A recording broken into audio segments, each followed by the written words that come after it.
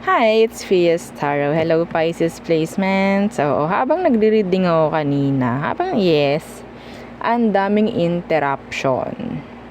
Ang daming interruption. Hindi ko alam bakit. Hindi ko alam kung anong meron sa energy nyo. Bago pa man tayo magsimula, meron ng pumuputol, mga ganyang bagay. Kailangan nating mag-cleanse. Anyway. So,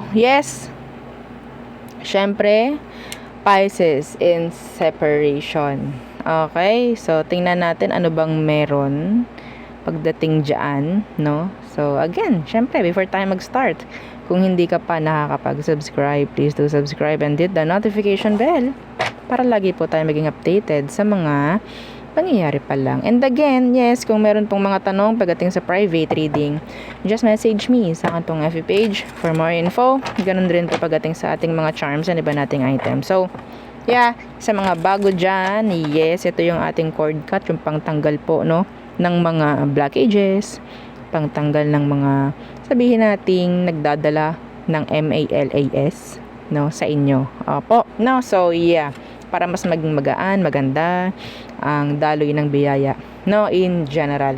Sa pamamera man yan, sa love man yan, okay, and yung ating 2-in-1 love and money bracelet, this is, this is unisex po. No, madam, parang naging unisex yan. Di naman namin pwede isuot yan kung lalaki kami. Pwede mo siyang ilagay sa red pouch. Maganda to sa love, maganda to sa pamemera. Meron siyang citrine stone. Okay? Ano bang meron sa citrine stone? Ang citrine stone po is a money magnet. Okay? Tandaan nyo po yun. Kahit anong citrine stone, basta alam nyong legit, money magnet po yun. No? Okay, so yun ang hahanapin nyo. Oo. So inilagay natin dito para hindi lang love ang makuha, kundi pera din. Okay, so yun po, no. And yung ating granter necklace, so siya yung taga-grant ng inyong mga minamanifest and ng inyong mga wishes. Okay, unlimited. Unlimited. And aside doon, no, may chance na bigyan kayo ng surprises ni granter twice per week. Lalo na kung kayo itong napakagaling mag-alaga, marunong mag-cleanse. Yan po, no. Tulad niyan, 'di ba, nagpapausok tayo. Tatapat nyo lang sa usok. Hayaan yung mausukan. Ganun lang. And then mamamatay na siyang kusap, no? Yang ating sage. Ganun lang po, no? Hindi siya isang sindihan. Ang dami niyan, Diyos ko. No, baka umabot ng mga 5 buwan yan or what. Okay? So, oo. So, again, this is unisex, made to order po, no? Oo. So, yung atin namang mga evil eye protection. So, ano ba po bang magagawa ng mga evil eye protection? Poprotektahan ka pagdating po sa mga evil eye na ibinabato or ibabato sa inyo ng kahit sino. Okay, ano po ba yung evil eye? Evil eye lang naman po is mga negative thoughts, negative na mga sinasabi ng tao na pwedeng maka-apekto, no, sa inyong energy, na pwedeng makaka-apekto pagdating sa'yo sa pangkalahatan. Yun lang naman po yun. Gusto mo ba? Gusto mo ba noon? Di ba ayaw natin? Kaya tayo is merong mga ganito. Okay? Kaya ang tawag sa kanila is evil eye protection. Madam, sino bang nagbibigay ng ganyan sa amin? Kahit sino. Kilala mo man or hindi. Okay? Meron nga minsan harap-harapan ka, sinasabihan ka ng hindi maganda. That's an evil eye. Okay? Pang-evil eye yun. Ay, hindi matutuloy yan. Ay, hindi naman maganda yan. Wag mo nang ganito, ganyan. Hindi naman bagay yan sa'yo. That's an evil eye. Sample yun ng pang-evil eye. Okay? So, doon ka nila poproteksyonan. May chance na bumanda to doon sa nagbibigay sa'yo. Oo. So, again, may ganyan dito. Okay? Sabihin natin mas malala sa pang-evil eye, babanda sa kanila yun. Okay? Babalik sa kanila yun kung sino man yung mga nagbibigay ng hindi magagandang energy at meron kang ganito. Banda yun sa kanila, sa pool yun. Oo. Sa pool yun. Oo. So, next, yung ating yung cleansing kit. Kita nyo naman, nag-cleanse tayo. So, yan. Yung white sage natin and yung selenite crystal, no? So, si selenite po, yun yung nagre-recharge ng inyong mga charms. Yun yung taga-recharge. Yun yung parang energize muli ng inyong mga charms. Okay? And syempre, yung ating charm spray. Oo. So, for love and money, super goods. Oo, 'di ba? Super duper ang ganda ng epekto. Hindi ka lang magiging mabango, o 'di ba? Magiging kaakit-akit ka pa, kahanap-hanap ka pa. O 'di ba? Kahabol-habol ka pa. So, saan ka pa, 'di ba? So, yeah, ito po is limited, no? Limited lang yung stocks natin. So, hangga't meron, go lang. Okay? So, ano pa ba? Yeah, pagdating po sa love, no? I need your person's real name. Kung malayo sa'yo yung person na target mo. Okay? Hindi, wala akong pakialam kung kayo is magkahiwalay. Basta kayo ay, nandun yung salitang distansya. Kailangan ko yung real name po ng target. Okay? So, this is 50 ml. Yeah, ganito yung kanyang packaging. So, medyo may struggle, no? Pag tatanggalin yung takip. So, meaning to say, hindi siya ganun kadaling ialis and ibalik. Kita nyo naman, no? And yeah, napakabango nito. Unisex po ha, yung scent niya. Okay, Chase Me. Chase Me. Diba? So next is yung ating healing oil. So si healing oil na napakagaling pagdating sa pagtatanggal ng mga sakit sa katawan. Okay, at sa mga lamig-lamig. Yan. Okay, this is 30 ml. So magaling rin to sa mga hirap matulog, sa mga lagnay hilo, and sa mga mutya. Yan. Okay, sa mga mutya po ha. So, pwede po siyang panglangis. And ganoon din sa mga charms. Yes. Okay. Again, kung may tanong, message na lang po. Okay. Sana wala na mag-interrupt, no? Kasi ang daming interruptions kanina. Yan, nakailang shoot ako. Sa totoo lang. Nakailang shoot ako kasi pa tigil-tigil yung ating pag-film. Okay, so Pisces in separation. So who is this? Who is this person ng mga Pisces? Who is this? Judgment.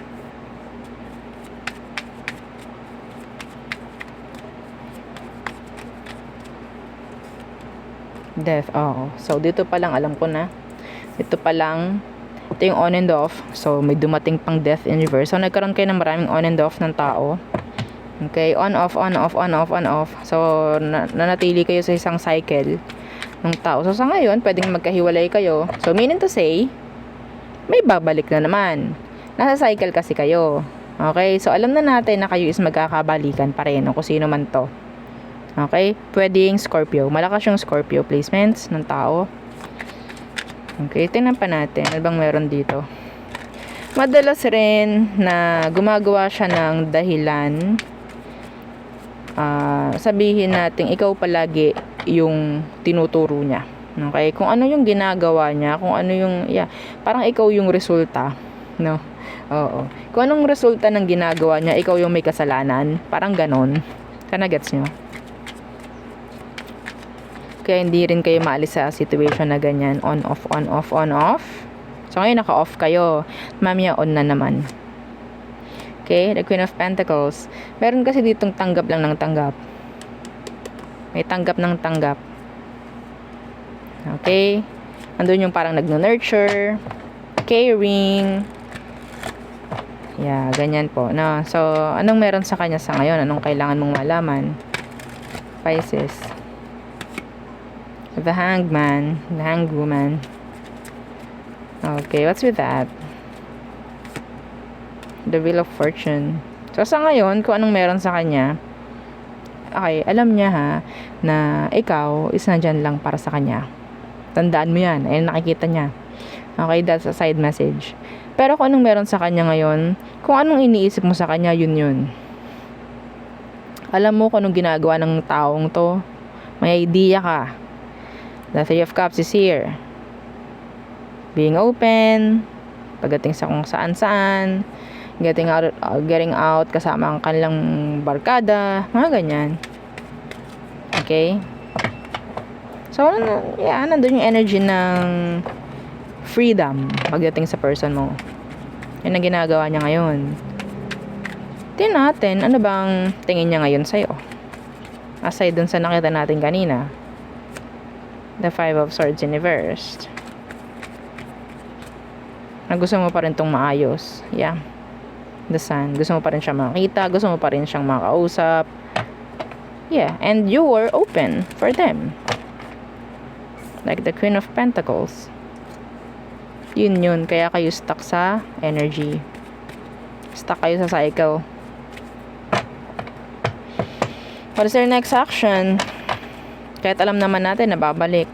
Kasi stuck pa nga kayo. Nasa routine pa kayo. Off kayo ngayon. Pero yeah, mamaya, on na. So, anong next action niya? Knight of Swords. Siyempre, you'll hear from them. You will hear from them. May message ka, kukontakin ka. Yeah. And the Four of Wands. May pag-usap na naman. Alam niya na naghihintay ka.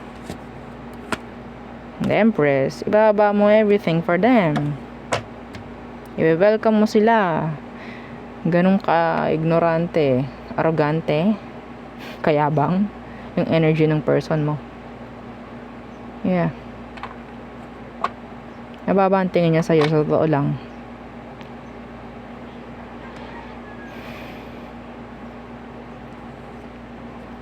So, bibigyan ka niya ng mga sabihin nating pampalubag loob ng mga mensahe sa pagbabalik niya. Advice! Please, advice for Pisces placements.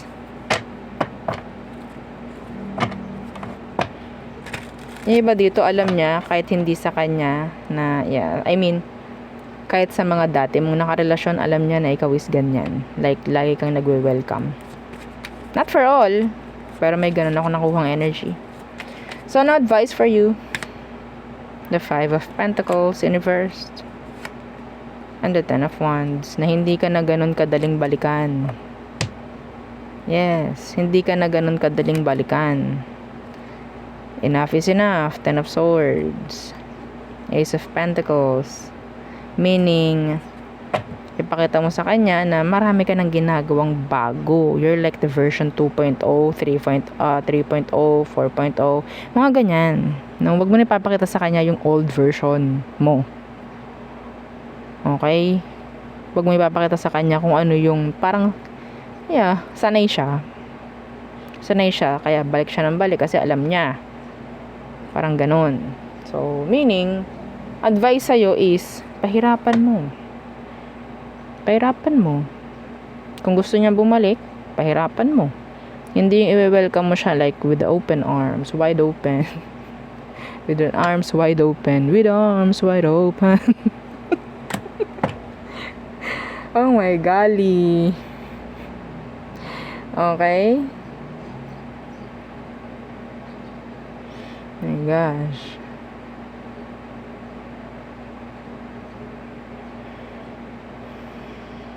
Tandaan nyo, ito rin.